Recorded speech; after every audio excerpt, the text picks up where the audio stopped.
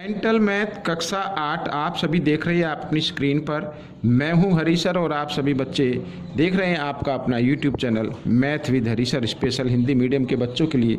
आज हम करने वाले हैं ठीक है अध्याय 6 घन और घनमूल का अगला भाग। ठीक है, आइए क्या कहता है देखिए यहाँ पर ये रहा।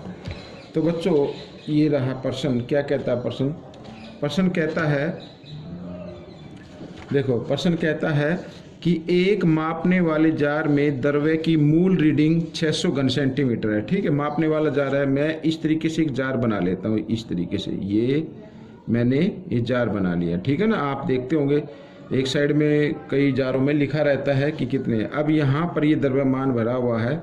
ठीक है, और यहाँ पर ये जो भरा है ना ये 600 घन सेंटीमीटर है। कितना? 600 घन। आगे देखो क्या कहता है, 8 सेंटीमीटर भुजा वाले एक घन का। अब ये घन हो गया इस तरीके से, ये घन हो गया। ठीक है, इस घन को ना इसमें डबो दिया जाता है। अब डबो दिया जाएगा बच्चों तो ये जो भी द्रव्यमान है वो ऊपर उठेगा। अगर इसमें डबोएंगे तो ये ऊपर उठेगा। तो यही हमें फाइंड आउट करना है कि उसकी नई रीडिंग क्या होगी। रीडिंग का मतलब ये कितना उठ जाएगा, कितने पैमाने पर आ जाएगा, कितने सेंटीमीटर उठ जाएगा, जो भी इसके अंदर लिखा हुआ है। ठीक है वो।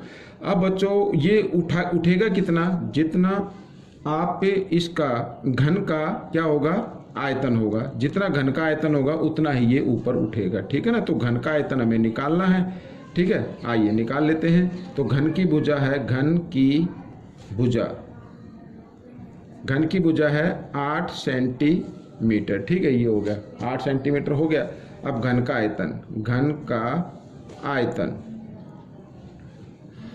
आयतन क्या होता है बच्चों, भुजा गुना भुजा होता है। आप सभी जानते क्या होता है, भुजा गुना भुजा 3 बार गुना करेंगे तो 8 गुना 8 ऐसे। ठीक है, तो 8 अठे 64, 64 अठे अगर करेंगे तो 512 आ जाएगा बच्चों। 512 घन सेंटीमीटर आ जाएगा ये। ठीक है, अब ये 512 इसके अंदर डबो दिया जाएगा तो 512 और उठ जाएगा। ठीक है ना, तो नई रीडिंग इसमें मैं यहाँ पर लिख लेता हूँ। नई रीडिंग क्या होगी, नई रीडिंग बच्चों जो 600 है ये तो होगी, इसमें प्लस हो जाएगी 512 और। ठीक है ना, तो कितनी हो जाएगी, 2 का 2 आ जाएगा, 1 का 1, 6 5 11 ये आ जाएगी बच्चों। नई रीडिंग आ जाएगी, ये आ जाएगी नई रीडिंग घन सेंटीमीटर। ठीक है, तो बच्चों ये प्रश्न आपका हल हो गया। प्रश्न यहाँ पर 9 क्या कहता है ये भी देख लेते हैं। देखो ये दिया हुआ में इकाई स्थान का अंक बताना है। इकाई स्थान का अंक बताना, कैसे बताना है ये देखो। तो ये घनमूल का निशान आप देख रहे हैं। ठीक है ना, तो अब इतना ही हो गया। 216 का घनमूल कितना होता है, 6 होता है। ठीक है, और 1728 का घनमूल कितना होगा, 12 होगा। अगर आप मान लीजिए नहीं निकाल पा रहे हैं तो इस तरीके से आपको क्या कर लेना है, गुणनखंड निकाल लेने हैं। क्या निकालने, गुणनखंड निकाल लेने और 3 का ग्रुप बना लेना है। उस हर ग्रुप में से एक संख्या बाहर निकाल लेनी है। ठीक है, वो घनमूल होगा। अब हम इसको करते हैं 12 सिक्जा। ठीक है, मल्टीप्लाई है तो 12 सिक्जा कितना होता है, 72 होता है। अब इसमें इकाई का स्थान क्या है, इकाई के स्थान पर कितना है, 2 है, तो लिखाएंगे इकाई स्थान का अंक कितना है, 2।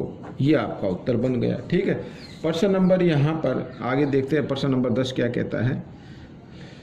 हाँ बिल्कुल इजी है। देखो जो भी बड़ी संख्या है उसको आप छोटे भाग विधि से, जैसे मैंने आपको बताया कि पीछे से ग्रुप बना के उस तरीके से निकाल सकते हैं। ठीक है, गुणनखंड विधि से निकालना चाहो तो गुणनखंड विधि से भी आप निकाल सकते हैं। तो 729 का क्या होगा बच्चों, घन। ठीक है, 729 का घन होगा, यहाँ पर आप निकाल के देख सकते हैं। तो 729 का घन हो जाए, घनमूल हो जाएगा कितना, 9। ठीक है, अब जैसे ये 5832 है, इसका नहीं पता है तो इधर लिख लीजिए 5832। अब 1 2 3 पीछे से 3 अंक लेने हैं। ठीक है, 3 अंक ले लिए। अब 3 अंक में ये देखना है इकाई का अंक कितना, 2। अब बच्चों ये देखना है ये 2 जो है ना किसके घन में आता है, ठीक है। अगर ये हम देखें तो 8 के घन में आता है या 8 के घन में आएगा ना, तो यहाँ पर कि इसका क्या लेना है, आपको 8 ले लेना बस खाली। ठीक है, 8 ले लिया। अब यहाँ पर ये बचा 5, 3 अंक तो ले लेते, 5 बचा। 5 से छोटा लेना परिपूर्ण घन।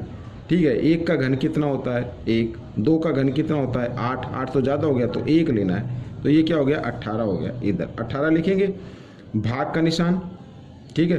216 का घनमूल आपको पता ही है 6 होता है, 27 का कितना होता है 3 होता है, ठीक है। आइए आगे कर लेते हैं। तो 9/18 और भाग का निशान गुणा में, और भाग से जो अगला अंक है उसका क्या कर देना है, उल्टा कर देना, रेसिप्रोकल कर देना इस तरीके से, ठीक है। तो कटता तो काट देना है, 3 से 3 एकम 3, 3 छिक 18, ठीक है। अब ये भी काट ले, 3 तिया 9, 3 दूनी 6, फिर 3 से 3 एकम 3, 3 दूनी 6, तो कितना आ गया 1 बटे, ऊपर तो 1 आ गया, नीचे 2 गुना 2, 2 दूनी 4, ये मान आ गया बच्चों, ये आपका मान आ गया। आइए करते प्रश्न नंबर 11, ये रहा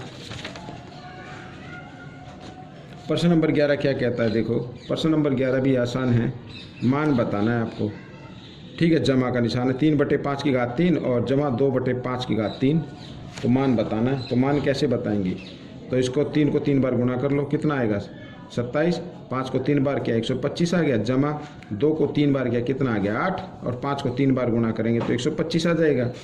अब दोनों की हर एक जैसी आ गई, इनमें से क्या करना है आपको, एक हर ले लेना है। क्या करना है, एक हर ले लेना है आपको, तो एक हर ये हमने ले लिया 125, ठीक है।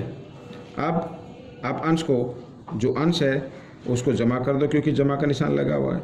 27 और 8 35, 35/125, ये आपका उत्तर बन गया। काटना चाहे तो काट सकते 5 से, 5 7 35, और इधर आ जाएगा 5 दूनी 10, 5 5 25, 7/25 आपका उत्तर आ गया, ठीक है। प्रश्न नंबर 12 क्या कहता है, प्रश्न नंबर 12 कहता है मान ज्ञात करना है। अब मान ज्ञात करना है बच्चों, यहाँ पर ही देख रहे, ये जो वैसे तो हमें से वर्गमूल का निशान बोलते हैं, लेकिन यहाँ पे घात कितनी है 6 आई है, तो हम इस यहाँ से उठा करना इसको इधर ले आएंगे घात के रूप में, ठीक है ना। इसको इधर ले आते हैं तो इधर आइए बटे में आ जाएगी, तो हम इसको कैसे लिखेंगे 9 11 2 5, ठीक है, बटे 216, ठीक है, और ये आ गया 2, और ये इधर आएगी तो इस बटे में आ जाएगी 1/6 ऐसे, ठीक है। अब 2 से काटे 2 एकम 2, 2 तिया 6, ये आ गया। तो अब मैं आपको बता, पेन दूसरा ले लेता हूँ मैं, ये देखो 9 1 1 2 5 बटे 216, और इसकी कितनी आ गई घात यहाँ पर 1/3, ठीक है। अब इसका घनमूल निकाल लो आप, ताकि 3 से 3 कट जाए, ठीक है। अब भाग विधि से करते हैं, देखो मैं आपको बताता हूँ, 1 2 5, पीछे से 3 5 है तो इसका तो 5 ही आएगा, सबको मालूम है 5 का 5 ही होता है, घन हो या घनमूल हो, ठीक है। आगे आगे 91, 91 से कम लेनी है संख्या जो परिपूर्ण घन होती है। 4 का कितना होता है, 4 का कितना होता है 64 होता है ना, 4 गुना 4 गुना 4, 4 का घन कितना होता है 64 होता है। 5 का 125 होगा, 125 तो ज़्यादा हो तो 4 का होता है, 4 का लेना है 45 आ जाएगा, तो इसकी जगह क्या लिखना है 45, ठीक है। क्या लिखेंगे 45, 45 की 3 लिख सकते हो इधर, ठीक है। और इधर ये 216, 216 और सॉरी 216 लिख दिया मैंने, इधर लिख लेता हूँ बच्चों, 216 नहीं लिख, यहाँ तो हो गया 45 और इसका आ गया 6, और इनकी घात लिख दी 3, और ये 1/3 ऐसे, 3 से 3 कट गया। अब क्या आ गया 45/6 आ गया। अब आप इसको 3 से काट सकते हैं, 3 से काट सकते हैं इसको, 3 दूनी 6 और 3 से 15 पे कट जाएगा, तो 15/2 ये आपका उत्तर आ गया, ठीक है ना। ये आपका उत्तर आ गया। आप चाहे तो इसको मिक्स नंबर में भी लिख सकते हैं, 2 7 14 और 1 15, इस तरीके से भी लिख सकते हैं। ये उत्तर है, या तो ऐसे लिखो या फिर इस तरीके से लिखो। प्रश्न नंबर 13 क्या कहता है, मान बताना है। तो मान बताना है तब पहले इसको भिन्न में बदल लो आप, 125 को 4 से गुणा करेंगे कितना आएगा 500, 500 में 12 जमा कर देंगे तो 512 आ गया। अब बटे 125 करना ही है, और ये इस तरीके से घनमूल का निशान घटा। इधर भी कर लो, 125 को 5 से करेंगे कितना आ जाएगा 625, 625 में, ठीक है, 625 में 104 जमा करना है तो 9 2 7, 729 आ गया, 729/125, और ये हो गया घनमूल का निशान, ठीक है ना, इस तरीके से। अब 512 का घनमूल कितना होता है पता है 8, 125 का 5 घटा 729 का 9 और इधर फिर 5। ठीक है, अब क्या करना है, दोनों का हर एक जैसा है, इनमें से एक हर ले लेना है और अंश को घटा देना है। ठीक है, 9 में से 8 घटाएंगे 1 आएगा 1/5, लेकिन बड़े अंक के सामने घटा का निशान इसलिए घटा का आ जाएगा। ये आपका उत्तर आ गया। ठीक है ना, ये आपका उत्तर आ गया। तो इस तरीके से बच्चों ये वीडियो कंप्लीट हो गई है। ठीक है, आप चाहे तो इसको भाग यानी पॉइंट में भी लिख सकते हैं, लेकिन मैं तो कहूँगा कि यहीं तक कर दो, ठीक है। ठीक है, तो ये वीडियो कैसी लगी मुझे ज़रूर बताना और इसमें से सीखकर दूसरे बच्चों को ज़रूर सिखाना है। मिलेंगे हम नेक्स्ट पार्ट में। Till then, thank you.